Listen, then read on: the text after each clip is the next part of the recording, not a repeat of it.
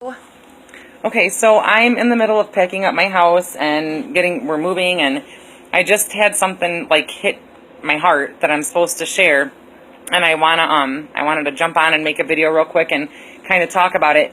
I've been seeing a lot on Facebook lately, and then in talking with friends that are going through a situation where you love an addict, and I want you to know that that you're not alone with that. Okay, loving an addict is a very emotional roller coaster. I've been through it my entire life. I abused I was a substance abuser when I was younger. Myself, very self-destructive, and I've loved addicts my entire life. Using addicts. My father is a drug addict, and I spent my entire life to date trying to save that man, trying to be enough that he would put the dope down. And as a young girl, teenage girl, when I found out that he was using, I exhausted a lot of emotion in trying to understand why my dad didn't love me enough to put the drugs down. And because he didn't, I seeked out men that were sick, that needed fixing, because I wanted somebody to love me enough to stop getting high, and I needed that validation. I needed somebody to love me so much that they'd put drugs down, because my dad never did, and I needed that validation because I did not understand how you could love drugs more than me. He was my father. So he is my father. So I desperately seeked out a man that would love me so much they would stop getting high, because I felt like a failure, and I felt like I wasn't good enough, and I needed that validation. And here I am, 34 years old, and I have a son that lost his father to a substance overdose because for a long time I couldn't save him.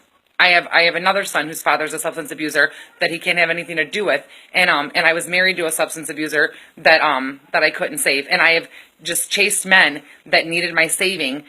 I thought that I could fix, manage, and control what they were going through, when ultimately I was powerless. And it wasn't because I was stupid. It wasn't because I knew better and just went back to what I've always known. It was because I desperately needed somebody to love me enough to stop using drugs, because that was all that I felt could validate me. I was so lost, so lost. And I want you to know that if you're loving an addict today, whether it's a boyfriend, a father, a mother, a brother, a friend, whoever it is that you love that is using, their getting high has nothing to do with you.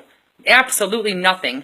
And them choosing to continue to use drugs instead of stop using drugs and being a part of your life does not mean that you're not good enough. You are good enough. And the fact that you love them and that you try to help and that you have compassion for them, that explains your entire heart right there. And I want you to know that it's okay that you have tried, and it's okay that you have failed. But we have to wake up at some point and realize that we can't be mad at them anymore for what they've put us through when we have the opportunity to walk away.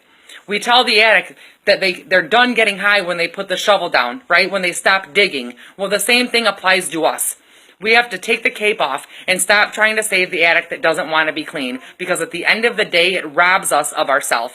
It denies us what we need to partake in our lives 100%, to be true to ourselves, true to the people that do need us, and true to the people that deserve all of our attention, our children, our parents, our friends, our loved ones. We can't save the addicts that don't want to be clean, but we also can't blame them for what they do to us when we choose to stay engaged in their self-destructive lifestyle. Sometimes you have to love the addict from afar.